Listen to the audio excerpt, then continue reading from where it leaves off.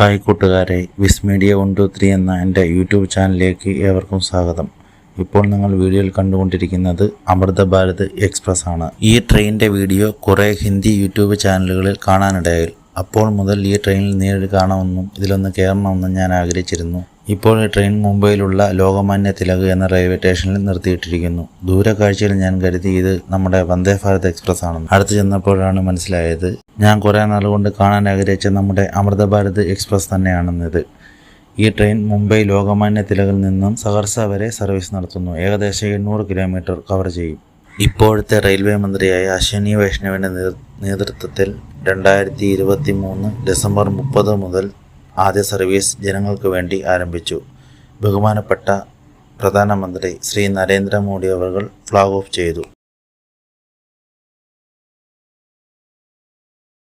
Amrita Bharat express എന്നത് Indian റെയിൽവേയുടെ super fast express ശ്രേണിയിലുള്ള സർവീസാണ്.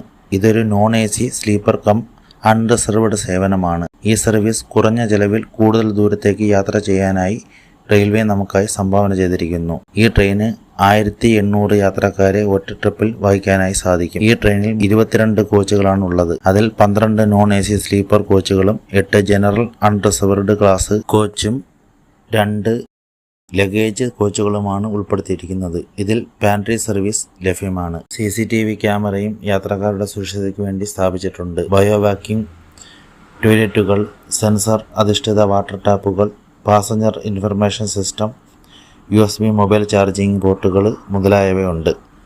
ഇതിൻ്റെ പരമാവധി വേഗത 130 km/h എന്ന കണക്കാണ് നിശ്ചയിച്ചിരിക്കുന്നത്. ഇതിൽ വന്ദേ ഭാരതിൽ കാണുന്നത് പോലെ തന്നെ സീൽ ചെയ്ത ഗാങ് വേ ഉള്ളതിനാൽ ഓവർ സൗണ്ട് വൈബ്രേഷനും കുറയ്ക്കാനായി സാധിക്കും. ഇതിൻ്റെ എഞ്ചിൻ ഭാഗത്തെ പറ്റി സംസാരിക്കാനാണെങ്കിൽ 1,20,000 cc എഞ്ചിനാണ്. അതുപോലെ തന്നെ 6000 HP അതായത് 6000 ഹോഴ്സ് പവറുമാണ് എഞ്ചിൻ്റെ കരുത്ത്. തുടർന്നും ഇതുപോലെയുള്ള അറിവുകൾക്കായും നല്ല എൻ്റർടൈൻമെൻറ്റ് വീഡിയോകൾക്കായും ഈ ചാനൽ സബ്സ്ക്രൈബ് ചെയ്യുക. നന്ദി, നമസ്കാരം.